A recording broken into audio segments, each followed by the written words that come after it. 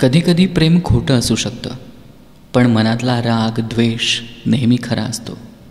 अशा व्यक्तीबरोबर राहणं ही सर्वात मोठी शिक्षा आहे, जी व्यक्ती प्रत्येक गोष्टीबद्दल तक्रार करते आणि कोणत्याही गोष्टीची प्रशंसा करत नाही.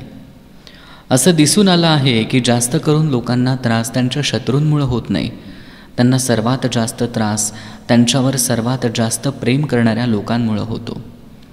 लक्षात ठेवा, कोणतीही गोष्ट तुम्ही कधीही सोडून जाऊ शकता. हे स्वतंत्र तुमच्याकडं आहे. जेव्हा तुम्ही खेळणं थांबवता तेव्हा खेळ आपोआप संपतो. जर कोणी तुमच्यावर खरोखर प्रेम करत असेल तर त्यांना कितीही लोक भेटली तरी तुमच्याबद्दलच्या त्यांच्या भावना कधीच बदलणार नाहीत. खऱ्या प्रेमाची चोरी कधीच होऊ शकत नाही. जर तुम्हाला एखाद्याला बरं करायचं असेल तर त्याला आधी विचारा, ज्या गोष्टींमुळे तो आजारी पडला त्या तो सोडायला तयार आहे का?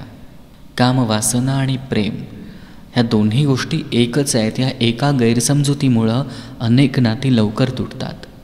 जर तुम्ही चुकांवर लक्ष द्याल तर तुम्हाला त्रास होत राहील, आणि जर तुम्ही चुकांमधून झालेल्या शिकवणीवर लक्ष द्याल तर तुमची प्रगती होत राहील. जर एखादी व्यक्ती तुमची निंदा होत असताना तुमचा बचाव करत नाही, ती व्यक्ती तुमच्या शत्रूंमध्ये गणली जाते. एक दिवस तुम्हाला जाग येईल आणि जाणवेल, तुम्हाला आयुष्यात ज्या गोष्टी करायच्या आहेत त्यासाठी आता वेळच उरलेला नाही. त्यामुळं जे काही करायचं आहे ते आत्ताच करा. अशा लोकांपासून नेहमी 4 हात लांब राहा, जे तुमचे फालतू गोष्टींमुळं डोकं खातात, जे मनापासून माफी मागत नाहीत.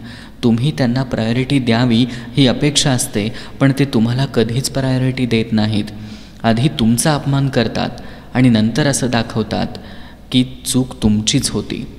जाणून बुजून आणि वारंवार अशा गोष्टी करतात, बोलतात, ज्यामुळं तुम्ही अस्वस्थ होता. ब्रँड नसलेले आणि स्वस्त कपडे घालणं म्हणजे तुम्ही गरीब आहात असं नाही.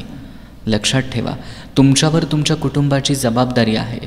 लोकांसमोर शो ऑफ करणं तुमची प्रायोरिटी नाही. ध्येयवादी माणसं मोठमोठ्या आयडियाजवर चर्चा करतात, सामान्य माणसं घटनांवर चर्चा करतात आणि रिकामटेकडी माणसं लोकांबद्दल चर्चा करतात.